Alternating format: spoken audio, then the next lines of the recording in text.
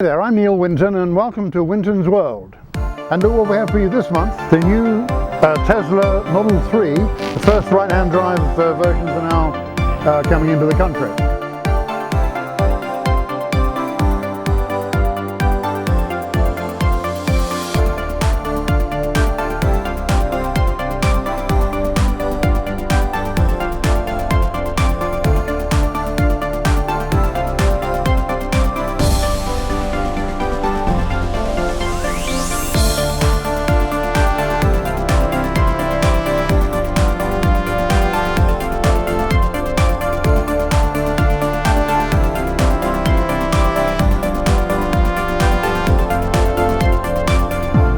Today we're in just behind Findon Village in Sussex. This is Nepcote Green over here behind the car, and right behind me are the South Downs.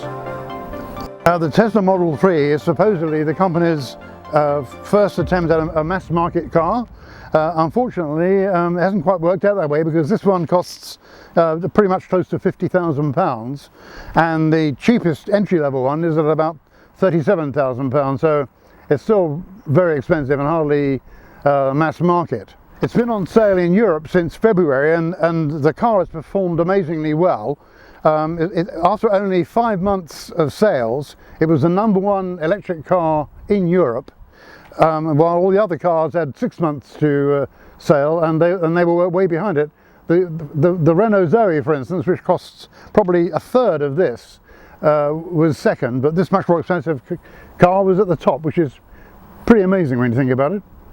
Yeah, as soon as you sit in the car, it does have that driver's car feel to it. It's got quite a small steering wheel and quite a thick one as well, so it really feels as though you're in control, and the steering is very, very sharp and direct.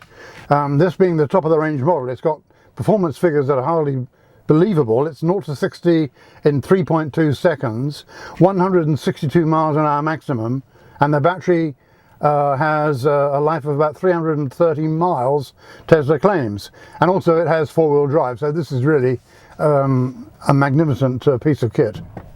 It's going to be it's been such a big success already in Germany, and I think it's not only a success against other electric cars, it's succeeding against the hottest, fastest BMW 3 Series cars, and all the Audis and the Mercedes and the Porsches as well.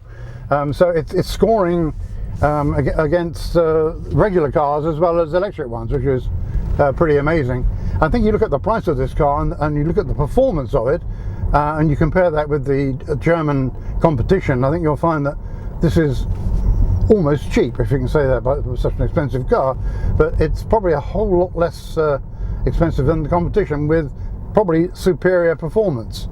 Obviously we're not going to find out whether it really does 160 odd miles an hour, but of course in Germany you could. But of course all the other German manufacturers just say, oh yes, 155 miles an hour limited, but they've obviously said 164 or whatever it is to score a few points against the Germans. As you can see, it's got the 15-inch screen here with everything, all the information you require is there, and the rest of the face here is completely uncluttered, and I think it looks rather fancy, doesn't it? The pickup is truly incredible, because if I dare put my foot down here, it just leaps forward, and it just pushes everyone's back in their seat. And of course, given that it's just one gear, because it's an automatic electric car, there's no gaps for the gear changes as you go on to 160 miles an hour if you so desire, if you're in Germany. Or it's just amazing, just quiet and right on the money the entire time. It's just a great experience. So it just makes you wonder, this car's got a range of over 300 miles. It does start to become quite a practical proposition as an all-round car.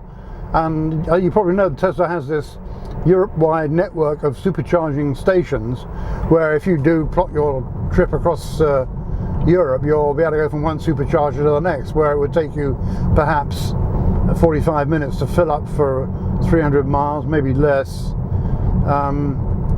And the map that you get with the sat-nav here will show you how many stations there are at the next fill-up place, and it will tell you how many berths are free as well. So you can, if you find one that's full, you can zoom on to the next one, and so avoid wasting time. But the point that it's really hard to bet against where electric cars are concerned is that it really you can't see it being a great success in the mass market until they're as easy to refuel as regular diesel or gasoline powered cars, and that does seem to be a long way off. Yeah, some of the electric cars, when you pick the car up and it says 200 miles in the tank, and you do 50 miles and you find out that in fact there's only 125 left. So they quite often exaggerate what you might be able to get in terms of range. But in my small experience of this one, it did about 75 miles yesterday, and that was exactly pretty much exactly the amount that was knocked off the range claim. The Model 3 really has made a huge impact, but it's really at the moment there's not much competition on the electric side of the market, but there soon will be. Next month at the Frankfurt Car Show, we will see a whole range of new electric cars, mainly from the Germans and probably from just about everybody else, where next year the competition for Tesla for all its range of cars will be much greater than it is now. So they need to make hay while the sun shines. Right, if you're going to have an electric car, you really have to have your own charger at home, otherwise your life will be miserable as you go from filling station to filling station, so-called. I'm told, Tesla says that they have this huge network of superchargers across the country and across Europe, across America as well. But I've never actually attempted a long journey yet and had to rely on planning a series of fuel stops, and I wouldn't recommend it, but at least you would think that with Tesla you have more of a chance than with most. Like the Model S, we have a front trunk, the Funk, which is a fair amount of space in there for stuff, and also probably a lot of burglars wouldn't even think to look under the front for your luggage. That's probably a rather safe place to be. Naturally, the focus of the cockpit is the 15-inch screen, which has been a Tesla attribute since day one, I believe. And you can see, because everything is on that screen there, nothing else at all is cluttering up the fascia, which looks rather nice. There's so many things on here that you can do that I haven't had the chance to do in the couple of days I've been driving the car. There's autopilot over there, which I think maybe I'll leave that for another time, because apparently you can actually engage it on motorways only, which apparently will let you drive hands-free down motorways, set your speed, and off you go. Tesla insists it must be motorways, and I haven't had the gall to try that one out. Here we have, you can just select the type of acceleration from chill to sport. There's 3 steering modes: comfort, standard and sport, and you can set the regenerative braking to whatever you want. This is a thing that Tesla has pioneered. You can download changes to the control system, the software, remotely, and so when they want to update stuff, they let you know, and they can modernize some of the controls without you going in to see the dealer, which is very clever, I think. But with the Model 3, Tesla now has a clear lead, it seems to me, in the new electric car business, and this is going to add a huge amount of sales to their portfolio every year.